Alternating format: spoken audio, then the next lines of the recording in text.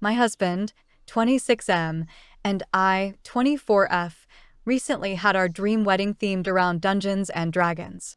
Both of us are huge fans, and we thought it would be a fun and unique way to celebrate our special day, considering we met via playing the game. We both wore costumes, with my husband dressed as his Eldritch Knight PC and I dressed as a SIL Archfey. We even encouraged our guests to dress up, and many of them did, which made the day even more magical. Most of our friends and family were supportive and seemed to have a great time. However, my sister-in-law, my husband's brother's wife, 29F, was not so pleased. She attended the wedding but refused to wear a costume, which was fine since it was optional. The problem started during the reception when she began making snide remarks about our theme. She loudly joked about how childish and ridiculous it was for adults to dress up like characters from a game, and even called it a waste of a wedding. I tried to brush it off at first, not wanting to cause a scene, but her comments continued throughout the night.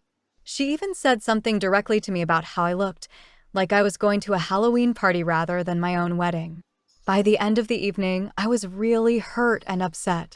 My husband noticed and confronted her privately, but she brushed it off as just joking. She made fun of the food we chose to serve, the song we picked for our first dance, Merry-Go-Round of Life from Howl's Moving Castle, and even my wedding dress because it wasn't a real wedding dress. She hurt my feelings severely, and when my husband stood up to her, she told him our wedding was a nerdy loser wedding. After the wedding was over, my husband stopped talking to her entirely and only has spoken to his brother ever since. Yesterday, a month after our wedding, we had a dinner party with our immediate families, and I asked my husband if we could refrain from inviting her. He agreed and said she needed to be on a timeout for disrespecting both of us. She found out she missed the dinner and is super angry with me, texting me that I'm an ass and a bitch for not inviting her, but still inviting her husband. I told her that my brother-in-law wasn't disrespectful and she shouldn't have been surprised we didn't want her around after she badmouthed our wedding. She told me I was a major asshole and that she was joking and talking about her preferences. I feel really bad for not inviting her, but I don't want to see her after she made our wedding about herself and her preferences. My husband agrees with me, but my BIL has since stopped talking to either of us because we disrespected his wife, and that she was just joking and we can't take a joke. Comment 1, all right. First, the obvious, NTA if I were you, she would wait forever for another invite. Seriously, not in this lifetime. But to go even further, she directly texted you, not her brother-in-law aka your husband, no. You. As if she has a specific itch with you. And, oh, how fast she was to go from I want to be invited to events you host to. Bitch wow, real classy that woman. Also very fucking telling that her own husband went with your invite and left her at home. I think deep down he is the one giving her the biggest time out. So, in addition to all else, please keep up the icing out. Someone who calls you nerdy losers on your own wedding does not deserve to ever get an invite ever again. Oh, same of course goes for any family holiday. Wish you all the best. Comment 2. She sounds like a horrible person.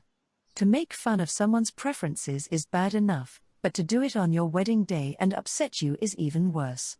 She didn't have to like your theme, but she also didn't have to open her mouth. It's funny how she's just joking now. There are consequences to her nasty words. You're doing the right thing by removing her toxicity. I'm sorry that happened to you. I think your wedding sounded super cute. Comment 3. I do wedding photography off and on. One of my favorite weddings that I shot was steampunk themed. Both myself and the other photographer dressed up as steampunk newsies, and a good majority of the guests dressed up as well. The bride even had a dress change from ceremony to reception, and everything was so amazing.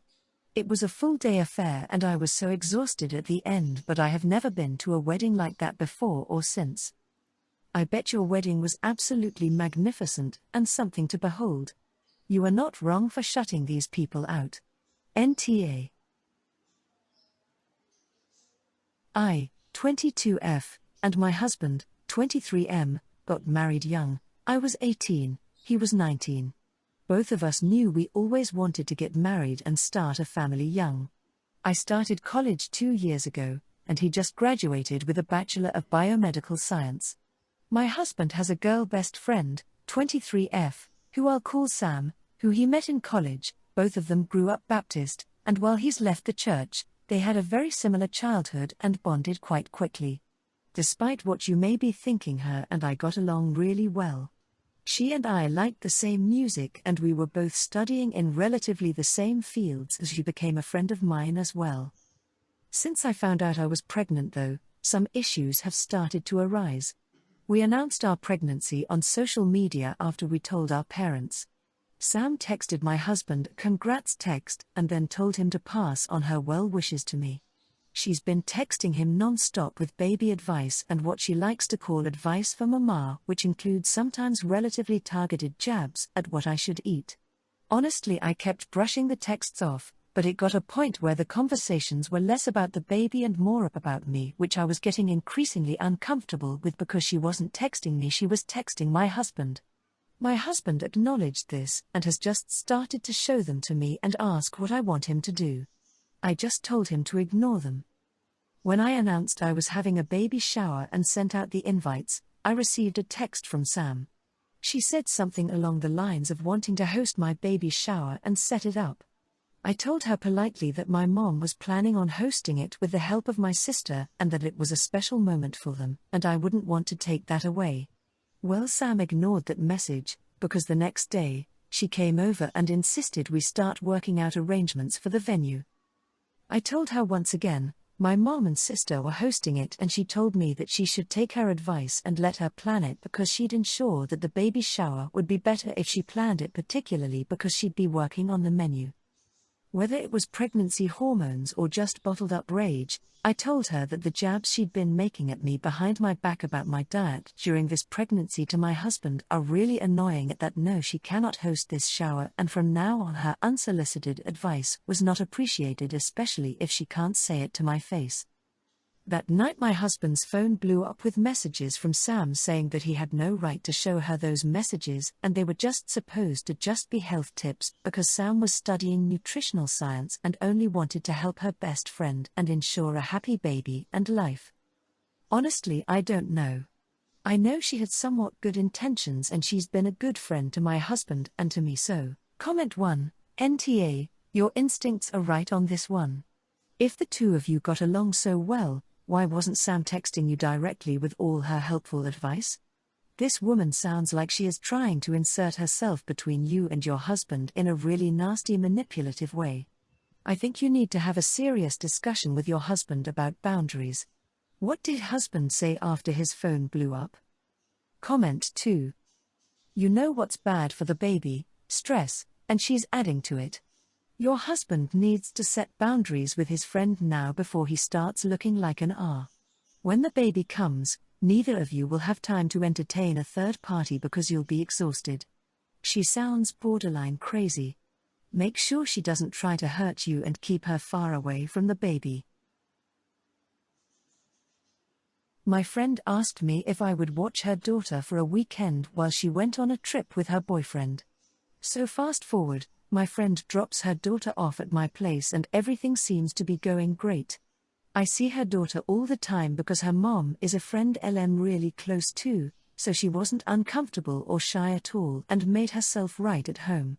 A few hours go by and she tells me she needed to use the bathroom, so I show her the toilet and leave her to do her business. After about 15 minutes I hear her calling my name, so I'll go running to the bathroom worried that something had happened. I open the door and ask what's wrong and she replies, I need help wiping.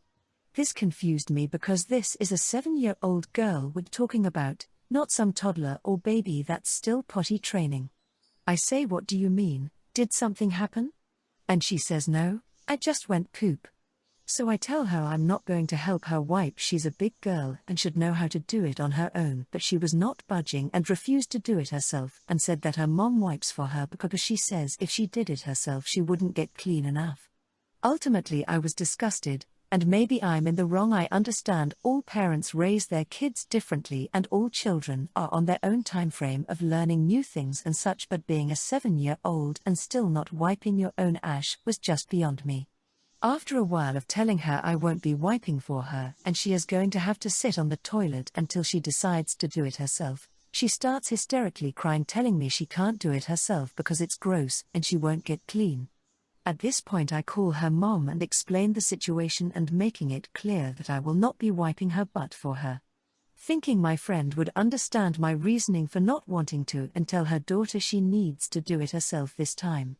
Boy, was I wrong. My friend and I got in a huge argument over this. Her telling me how immature I am for not wanting to wipe a little kid's butt and telling me that I was seriously going to ruin her trip over this because she would have to come back home and get her child because I'm making her feel bad about how she does things. I got extremely frustrated over this whole thing, told her she would need to find someone else to come pick her daughter up and watch her if this was going to be such a big deal because there was no way in hell I was wiping her 7-year-old's ash. My friend screamed at me about how insanely immature I am, hung up the phone, and about 40 minutes later the daughter's grandma was at my door to pick her up.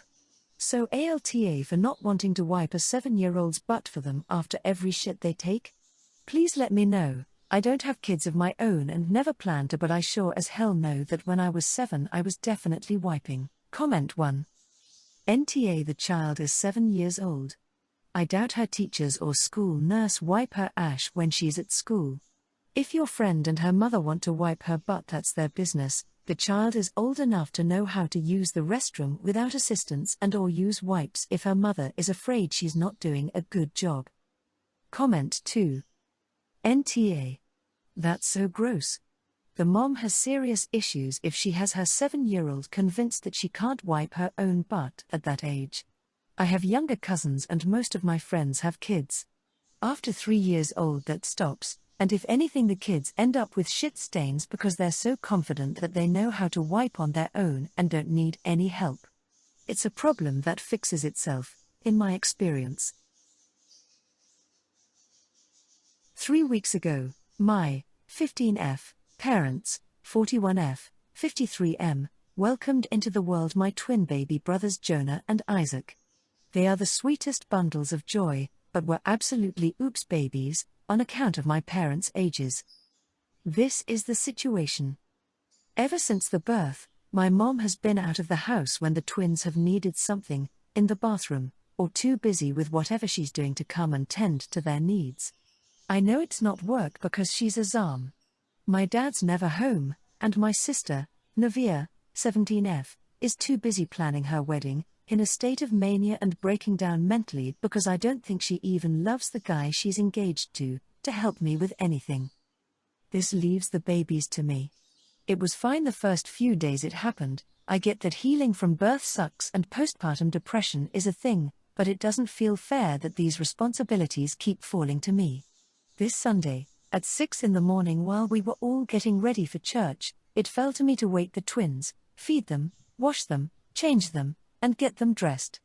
I also had to load them into the car. I hardly had time to get myself ready while my family was yelling for me to hurry up and get in the damn car. Libby, thanks, Dad. I am 15. I also have marching band responsibilities. I do not have the mental bandwidth to deal with this. This leads to today.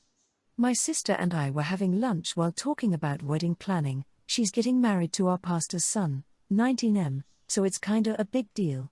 We were bantering and debating floral arrangements. She was having one of her better mental health days, when all of a sudden we heard the twins start crying.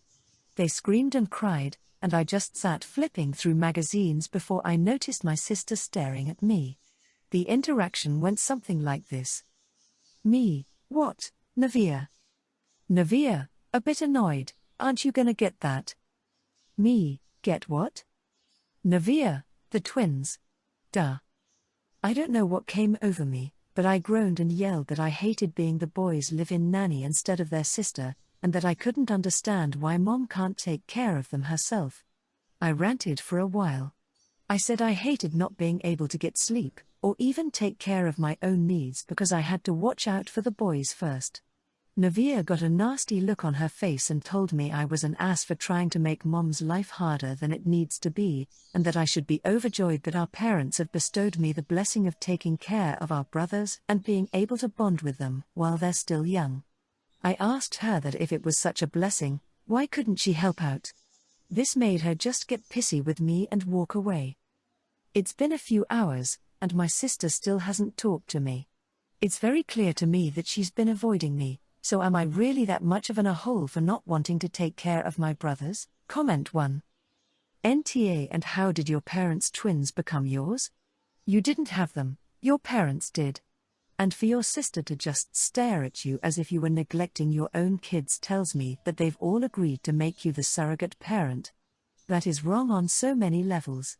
If sis thinks forcing you to be a free nanny is a blessing, then I'd suggest that as a wedding gift it her.